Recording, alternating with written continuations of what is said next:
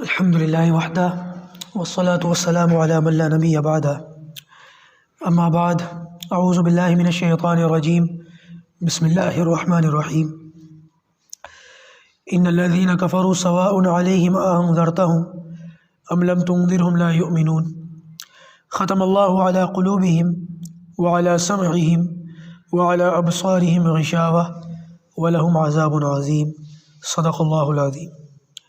یہ سورۃ البقرہ کی آیت نمبر 6 اور آیت نمبر 7 ہے۔ اس کا ترجمہ آپ کے سامنے کل آیا تھا کہ کافروں کو آپ کا ڈرانا یا نہ ڈرانا برابر ہے۔ کچھ کفار ایسے ہیں کہ جن کو دعوت دینا نہ دینا، اللہ تعالیٰ سے ڈرانا نہ ڈرانا برابر ہے۔ یہ لوگ ایمان نہیں لائیں گے۔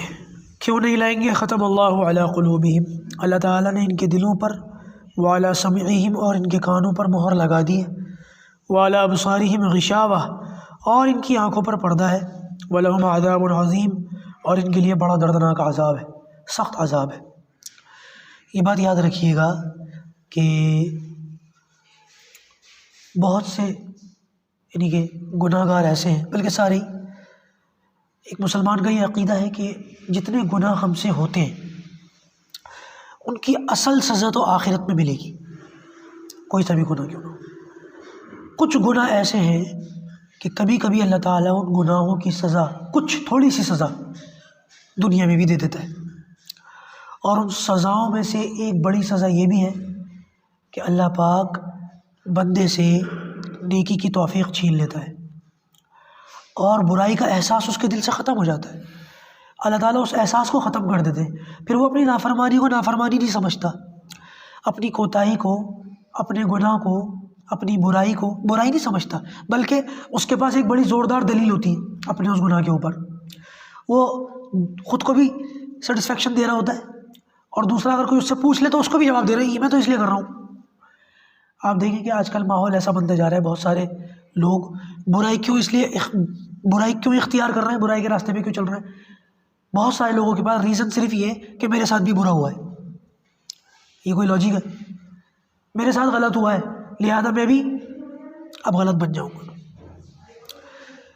آپ مجھے بتائیں، کیا ناپاک کپڑا گٹر کے پانی سے پاک ہو جائے گا؟ ناپاک کپڑا ہو، میلا کپڑا ہو اور کیچڑ والے پانی سے ہم اس کو پاک کریں، پاک ہو جائے گا؟ تو برائی اگر تمہارے ساتھ ہوئی ہے تو یہ کون سا جسٹیفیکیشن ہوا کہ میں اس لیے برا ہوں کیونکہ میرے ساتھ برا ہوا ہے؟ یہ اللہ تعالیٰ کہہ رہا ہے یہ سزا ہے کہ ہم برائی کا احساس دل سے ختم کر دیتے ہیں اور بندہ اپنی برائی کو اپنے پاس کوئی نہ کوئی دلیل دے کر اپنے اس کو صاف کر رہا ہوتا ہے، میں تو یہ اس لیے کر رہا ہوں۔ غلط ہے۔ قرآن کی اس آیت پر غور کرنے سے پتہ چلتا ہے، غور و فکر کرنا چاہیے، سوچنا چاہیے۔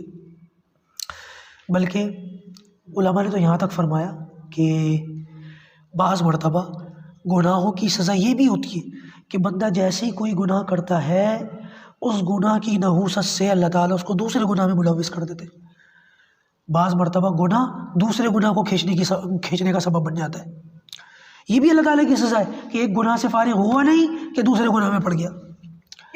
اور آپ دیکھیں گے کہ یہی معاملہ نیک لوگوں کے ساتھ بھی ہوتا ہے۔ نیکی کا سب سے پہلا انعام جو اللہ تعالیٰ کی طرف سے ملتا ہے وہ یہ کہ جیسے ہی کوئی بندہ نیکی کرتا ہے اللہ تعالیٰ فوراً اس سے دوسری نیکی کرواتے ہیں۔ گناہ کے اوپر نقد سزا دوسرے گناہ میں ملوث ہونا اور نیکی کا نقد انعام دوسری نیکی کے اندر ملوث ہونا۔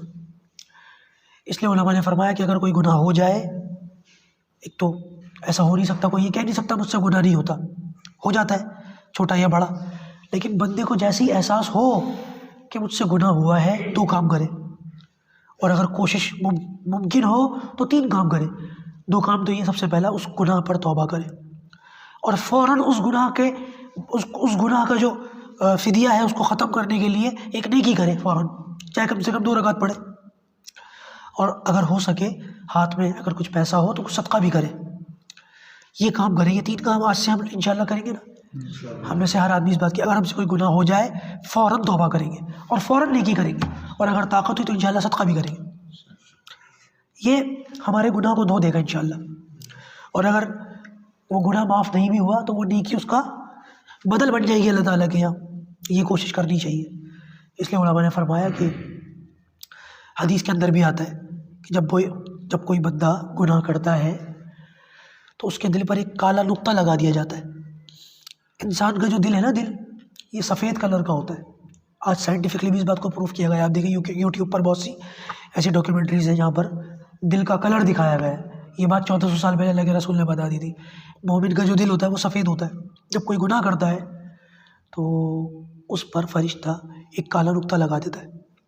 اب جیسے سفید کپڑا ہوتا ہے نا، سفید لباس، اس پر اگر کوئی ایک کالا نقطہ لگ جائے تو وہ دور سے بھی صاف نظر آ رہا ہوتا ہے، اور بندوں کو احساس ہوتا ہے کہ یہ کالا نقطہ لگا ہوا ہے. تو سفید جس کا دل ہوتا ہے، اس سے اگر کوئی گناہ ہو جائے اور اس کے دل پر ایک نقطہ لگ جائے، کیونکہ اس سے بھی بہت زیادہ گناہ نہیں ہوئے، بہت زیادہ گناہ اس سے نہیں ہوئے، ایک ہی گناہ ہوا ہے، تو اس کو احساس ہوتا ہے. اس کا ضمیر اندر سے اس کو احساس دلاتا ہے، اور اگر وہ اپنے اس ضمیر کی آواز سن لے اور توبہ کر لے تو وہ جو نقطہ لگا ہوا ہے وہ ہٹا دیا جاتا ہے. اور اگر وہ اپنے اندر کی آواز کو نظر انداز کر دے اور وہ گناہ پر گناہ کرتا رہے، گناہ پر گناہ کرتا رہے، تو روایت کے اندر آتا ہے جتنے گناہ کرے گا ہر گناہ کے بدلے میں ایک نقطہ اس کے دل پر لگا دیا جائے گا. ایک وقت ایسا آئے گا کہ اس کا دل مکمل سیاہ ہو جائے گا، مکمل کالا ہو جائے گا. پھر حق بات اس پر اثر نہیں کرتی، پھر اسے کوئی کچھ بھی اس کے لمبے سر آپ 3-3 4-4 گھنٹے کی تقریریں کرو، کوئی فائدہ نہیں. کیوں؟ کیونکہ دل سیاہ ہو چکا، حق بات اندر جانے کے راستے بند ہو چکے.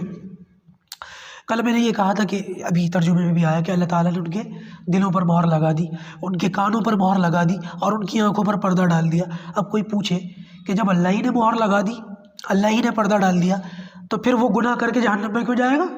اس کی کیا غلطی ہے؟ وہ تو ہیلپ لیس ہے بیچارہ. تو اس کی وضاحت یوں کی گئی ہے کہ دراصل یہ جو بندہ خود گناہ کرتا ہے، اس کے گناہوں کی وجہ سے اس کے دل پر نقطے لگتے ہیں، اور گناہوں کا جو زنگ اس کے دل پر بیٹھا ہوا ہے اس کی وجہ سے اس کا دل کالا ہوا ہے، اللہ تعالیٰ کے کرنے سے نہیں. اللہ تعالیٰ نے تو انسان کو خود مختار بنایا تھا. تو چاہے نیکی کر، تو چاہے برائی کا راستہ اختیار کر، اللہ تعالیٰ نے پکڑ کے تو نہیں چلایا برائی کے راستے پر. ہاں، لیکن اللہ تعالیٰ نے اس کی نسبت اپنی طرف کر لی کہ انہوں نے اتنے گناہ کیے کہ ان گناہوں کا زنگ ان کے دلوں پر بیٹھ گیا، اور جب انہوں نے نبی اکرم صلی اللہ علیہ وسلم کی بات کو سن کر بالکل نظر انداز کر دیا، پھر ہم نے بھی ان کو اسی پہ پکا کر دیا. ہم نے بھی پھر ان کو اسی پر ڈھیٹ بنا دیا کہ ٹھیک ہے، اگر تم یہ راستہ اختیار کرتے ہو تو تم ایسے ہی رہو. تو یہ ان دونوں آیتوں کا تھوڑا سا خلاصہ تھا. کل ترجمہ آ گیا تھا، ایک ذرا سا یہ خلاصہ باقی رہ گیا تھا جو آپ کے سامنے کرنا ضروری تھا. انشاءاللہ اس سے آگے کی بات کل آئے گی. اللہ عمل کی توفیق عطا فرمائے.